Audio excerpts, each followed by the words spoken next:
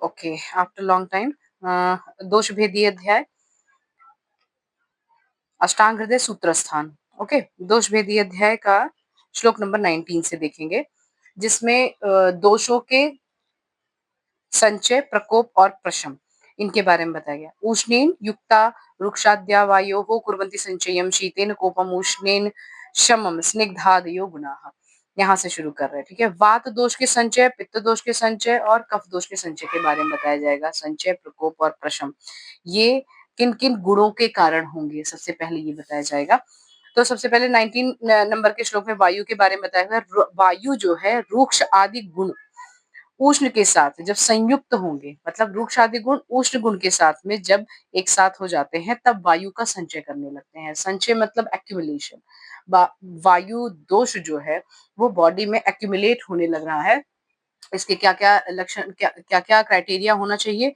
रूक्ष आदि गुण जो वायु के हैं वो उष्ण गुण से मिल जाते हैं, तो यहाँ पे वायु का संचय करने लगते हैं। ये रूक्ष आदि गुण जब शीत के साथ में संयुक्त हो जाएंगे, रूक्ष आदि गुण जितने भी बताए गए हैं वायु के, वो रूक्ष इत्यादि जो गुण है, ठीक है, वो जब शीत गुण के साथ में हो जाएंगे तब वायु का प्रकोप करने लगते हैं। जस्ट विपरीत, वायु के जस्ट अपोजिट हो जाते हैं। प्रकोप मतलब एग्रीवेशन कर रहे हैं, ठीक है। अब इसके बाद आते हैं कि स्निग्ध आदि गुण जब जो है उष्ण के साथ में होते हैं, तब वायु का वहां पे शमन करने लगते हैं। जस्ट अपोजिट गुण जो है वो शीत उष्ण गुण के साथ में जब मिक्स हो जाएंगे, क्योंकि वायु तो शीत है, और उसके जस्ट अपोजिट जो गुण होंगे उनसे अगर संयुक्त होने लग रहे हैं, तब वहां पे वायु का शमन मतलब पैसिफाई होने लगता है वहां पे। उसी तरीके से पित्त के बारे में बताया हुआ है। शीतेन युक्तास् तीक्ष्णाद्याश्चयम् पित्तस्य कुर्वते उष्णेन कोपम मंदाद्याः शमम शीतोपसंहिता। पित्त के तीक्ष्ण आदि गुण के साथ में शीत गुण का संयोग हो जाएगा। तीक्ष्ण आदि गुण जो पित्त के जो 6 गुण बताए गए हैं, वो शीत गुण से जब संयुक्त हो जाते हैं, जस्ट अपोजिट शीत, ओनली शीत गुण वहां पे होना चाहिए, वो तब पित्त का एक्यूमुलेशन करेंगे, संचय करने लगते हैं। अब उष्ण के साथ में जब संयोग होगा उसी का ही, उन्हीं उष्ण ये तीक्ष्ण आदि गुण का पित्त के, तो पित्त का एग्रीवेशन मतलब और भी ज्यादा वो एग्रीवेट होने लगते हैं, प्रकोप होगा उनका।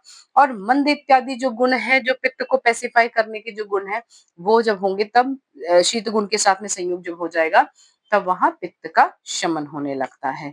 ये दोषों का अकॉर्डिंग टू गुण, दोषों का एग्रीवेशन कब होगा, दोषों का पैसिफाई कब होंगे, दोष कब एक्यूमुलेट हो रहे हैं, इनके बारे में यहाँ पे बताए गए हुए हैं। इसी प्रकार से जब 21वें नंबर के श्लोक में देखेंगे, जब कफ के बारे में बताया गया हुआ है, तो वहां कहा गया हुआ है कि वहां कहा जा रहा है कि कफ कफ दोष के संचय के लिए शीतेन युक्ताः स्निग्धाद्याः कुर्वते श्लेष्मनश्चयम् उष्णेन कोपम तेनैव गुणा रुक्षादयः शमम्। यहाँ पे जब स्निग्ध आदि गुण जो श्लेष्मा के इत्यादि जहाँ पे लगा हुआ, इट मीन्स कि स्निग्ध के साथ में और भी गुण रहेंगे, वो जब शीत आदि से संयोग होगा, शीत गुण से जब संयोग हो जाएगा, तब वहां पे कफ का एक्यूमुलेशन होने लगता है, संचय होगा। उष्ण के साथ वही जब गुण स्निग्ध आदि गुण जब संयोग होंगे, तब उसका एग्रीवेशन हो जाएगा। उसी प्रकार से उन गुण मतलब कौन से, उष्ण आदि गुण का रूक्ष से जब संयोग हो जाएगा, रूक्ष जब गुण उष्ण आदि गुण से संयोग हो जाते हैं, तब वहां पे होता है श्लेष्मा का शमन। इनका शॉर्ट में देखेंगे, जैसे उष्ण प्लस रूक्ष गुण ये वात दोष का संचय करेगा। उष्ण और रूक्ष गुण ये वात दोष का संचय कर लिया, और उसके बाद प्रकोप होने के लिए शीत और रूक्ष गुण आएगा, और वात दोष का जो शमन करेगा वो उष्ण और स्निग्ध गुण होगा। ठीक, इस प्रकार से पित्त दोष का जो संचय करेगा वो कौन से गुण होंगे, शीत और तीक्ष्ण गुण हो जाएंगे। ऐसे टेबल फॉर्म में आप बना लेंगे तो वो ज्यादा इजी हो जाएगा। उष्ण और तीक्ष्ण गुण क्या करेंगे, पित्त दोष का प्रकोप कर देंगे। फिर शीत और मंद गुण क्या हो जाएंगे, ये पित्त दोष का शमन कर रहे हैं।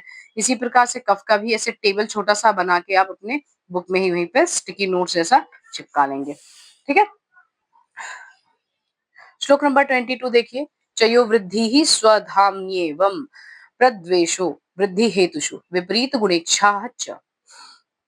संचय कैसे होता है, मतलब संचय की परिभाषा क्या कही जाती है, जो दोषों का संचय कहा जा रहा है, चय कहा जा रहा है, चय और संचय सिनोनिम है। इनकी इसकी परिभाषा क्या होगी? दोषों का अपने ही स्थान पे जो स्थान दोषों के बताए गए हैं, वात दोष का जो स्थान बताया गया वो, पित्त दोष का स्थान जो बताया गया वो, कफ का जो स्थान बताया गया वो, अपने ही जगह पे जब एक्यूमुलेट होने लगते हैं, संचित होने लगते हैं, इकट्ठा होने लगते हैं, तब वहाँ पे कहा जाता है कि क्षय हो रहा है, संचय हो रहा है। इस अवस्था में जो संचय के कारण होते हैं, जिस वजह से संचय हो रहा है, उस हेतुओं मतलब पॉजिटिव फैक्टर से द्वेष होने लगता है। जैसे वायु का संचय अगर होना शुरू होगा, तो जिस वजह से जैसे इंसान बहुत ज़्यादा अगर वेफर्स खा रहे होते हैं, वो ड्राई वाली चीज़ें, लैया, गुड़, ये लैया, चना ये सब ड्राई रोस्ट करके खा रहे होते हैं, अगर उस कारण से उनका वात दोष का संचय शुरू होता है, तो वो सब चीज़ें उसके मन से हटने लगती हैं, विद्वेष होगा और हेतु के विपरीत गुणों की इच्छा होने लगती है। फिर लगेगा कि थोड़ा-सा ऑयली खा ले या थोड़ा लिक्विड वाली चीज़ें खा ले, ड्राई से जस्ट अपोज़िट, रुक्ष से जस्ट स्निग्ध की तरफ जाता है इंसान। ओके? जो क्षय की अवस्था जब रहेगी, तब जो पॉज़िटिव फैक्टर हैं जिन दोषों का, जिसकी वजह से क्षय हो रहा है, उन दोष उन उन पॉज़िटिव फैक्टर्स से इंसान को प्रॉपरली वो अम, द्वेष होने लगता है। ओके? और जब हाँ, और हेतु से विपरीत गुणों की इच्छा होने लगती है, ठीक है? जब संचय की अवस्था होती है तब। अब उसी प्रकार से कोप की अवस्था देखिए, कोपस्तून मार्गगामिता लिंगानां दर्शनम स्वेषाम अस्वास्थ्यम रोगम संभवः। यहाँ पे बता रहे हैं कि किस तरीके से दोषों का उन्मार्गी मतलब अपने ही मार्ग से, दोषों का एक ट्रैक होता है, अपने स्थान से रह के उस जगह पे वो ट्रेवल करेंगे और नॉर्मल वाला काम करते रहेंगे।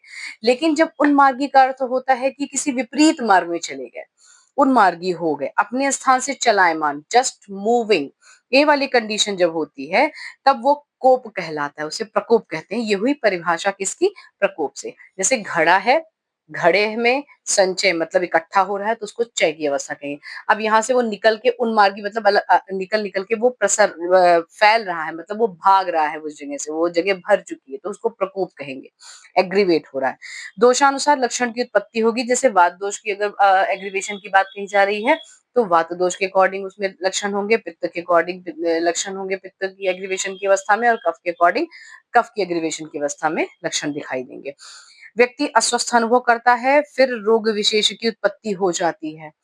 बहुत अच्छा फील नहीं करता, जैसे एक होता नहीं है हेल्दी फीलिंग आए, वो कभी नहीं होती है ऐसी अवस्था में जब प्रकोप की अवस्था है। उसके जस्ट आफ्टर ही रोग की उत्पत्ति हो जाएगी। जस्ट आफ्टर मतलब अभी तक रोग की उत्पत्ति नहीं हुई है। एग्रीवेशन के जस्ट बाद में रोगों की उत्पत्ति होना शुरू होती है। दोष के स्वस्थान में रहने पर रोग विशेष की उत्पत्ति नहीं होती है। जब तब इसे क्या कहते हैं? वो शम की अवस्था होती है। आप दूध बॉयल करते हैं, बॉयल करते-करते मतलब वो संचय की अवस्था है। धीरे-धीरे उसमें हीट आ रही है, आ रही है, आ रही है, आ रही है। उसके बाद वो धीरे-धीरे ऊपर उठता है, मतलब वो संचय अब प्रकोपित अवस्था में आ रहा है। प्रकोपित अवस्था में आते-आते तो फैल गया, नीचे पहुँच गया। नीचे पहुँचने के बाद एक एक समय पे दूध अपनी जगह पे ठंडा हो जाता है, मतलब अपनी जगह पे आ जाता है। उसे शम की अवस्था कहेंगे, ऐसा समझिए, साम्य अवस्था, ठीक है? लेकिन इसमें रोग की उत्पत्ति नहीं होगी, ठीक? रोग की जो उत्पत्ति हुई थी, उससे थोड़ा-सा मतलब इंसान पर्सन जो है थोड़ा-सा बेटर फील करने लगता है, ठीक है? नेक्स्ट देखेंगे 24 नंबर का श्लोक जहाँ पे बताया हुआ है कि दोषों के क्षय आदि काल कैसे बनते हैं। जैसे हमने याद किया हुआ था ना कि ग्रीष्म ऋतु में वायु का क्षय हो जाता, संचय होता है, फिर वर्षा में उसी का प्रकोप होगा, फिर शरद ऋतु में उसी का प्रशम हो जाएगा, फिर उसी तरीके से वर्षा में पित्त का संचय होता है इस तरीके से। तो कैसे होता है वो? गर्मी है, ठीक है? गर्मी आदि 3 मतलब ग्रीष्म आदि 3 ऋतुओं में वायु का जो क्रमशः क्षय, प्रकोप और प्रशम कहा गया हुआ है। वर्षा में तीनों का इसी का ही वर्षा से आगे के जो 3 ऋतु हैं इसमें पित्त का क्षय, प्रकोप, प्रशम कहा गया हुआ है। शिशिर इत्यादि में जो है शिशिर मतलब शिशिर में इसका क्षय होगा, प्रकोप होगा इसका वसंत में और प्रशम हो जाएगा इसका ग्रीष्म में, किसका? कफ का। ठीक है? इस प्रकार से क्षय आदि बताएँ। क्षय, प्रकोप, प्रशमा वायोः ग्रीष्मादिषु त्रिषु वर्षादिषु तु पित्तस्य श्लेष्मणा शिशिरादिषु। देखिए, संहिता को बहुत शॉर्ट में समझाने के लिए उन्होंने कहा है ग्रीष्म आदि। ग्रीष्म आदि से जब शुरू हो गया इट मीन्स कि 3 उसके आगे वाली आप ले लीजिए ऋतु। ग्रीष्म, वर्षा, शरद, क्षय, प्रकोप, प्रशम इस तरीके से। फिर जब पित्त के बारे में आते हैं तो कहते हैं वर्षादिषु मतलब वर्षा आदि। अब वर्षा फिर आगे शरद, फिर हेमंत, ये 3 ऋतुएं अपने आप उसमें एडजस्ट कर लीजिए। किसके लिए? पित्त के क्षय, प्रकोप और प्रशम के लिए। ठीक है, ये हो गया क्षय, प्रकोप और प्रशम के लिए लक्षण। अब श्लोक नंबर 25, 26 और 27 में देखिए क्या बताया हुआ है कि दोष के क्षय के हेतु, हेतु क्या होंगे? दोष क्षय क्यों हो रहा है, प्रकोप क्यों हो रहा है, प्रशम क्यों हो रहा है? लघु और रूक्ष गुण वाली औषधियों से, वैसी ही मतलब उसी प्रकार की लघु और रूक्ष गुण वाली ही वायु उस वैसे ही समान गुण वाले शरीर में संचित होती है। मतलब रूक्ष गुण और लघु गुण वाली औषधियां यदि रूक्ष और लघु गुण वाले वायु जो है उसको कब वो संचित करेगी? जब वायु का ही बॉडी होगी तब। मतलब सब कुछ फेवरेबल कंडीशन हो तब वहां पे वायु का संचय होने लगता है। ओके, काल के उष्ण गुण के कारण वह प्रकोपित नहीं होगी, केवल संचित होंगी। कहाँ पे?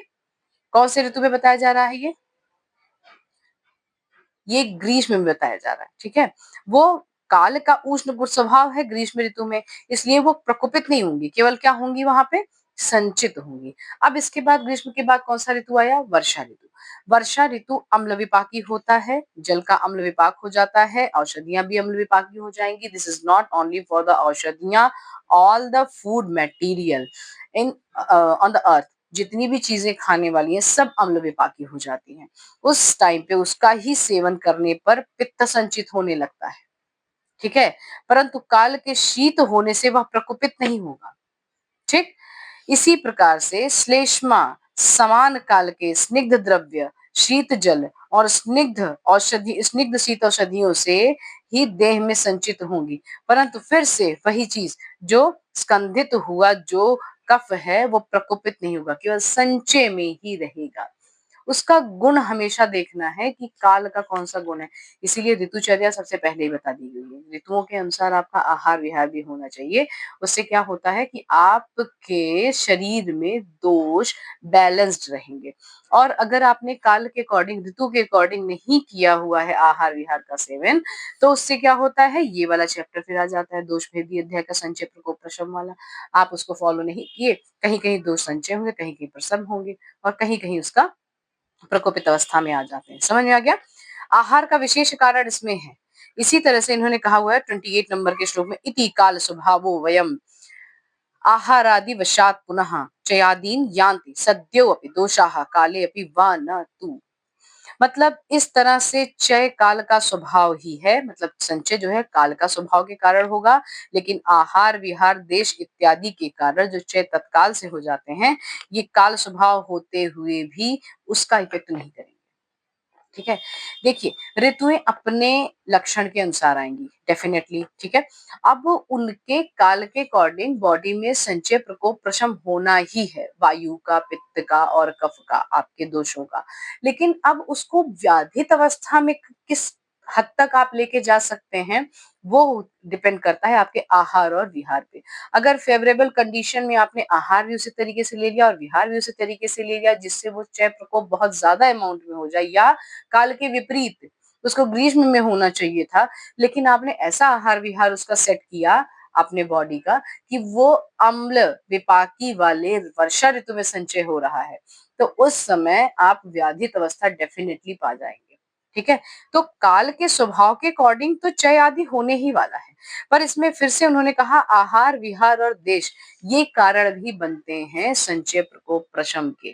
ठीक है, दोषों के, इसका भी विशेष ध्यान दिया जाता है। ठीक है, अब नेक्स्ट श्लोक नंबर 29 से जो है ये हम नेक्स्ट लेक्चर में देखेंगे। Okay, thank you.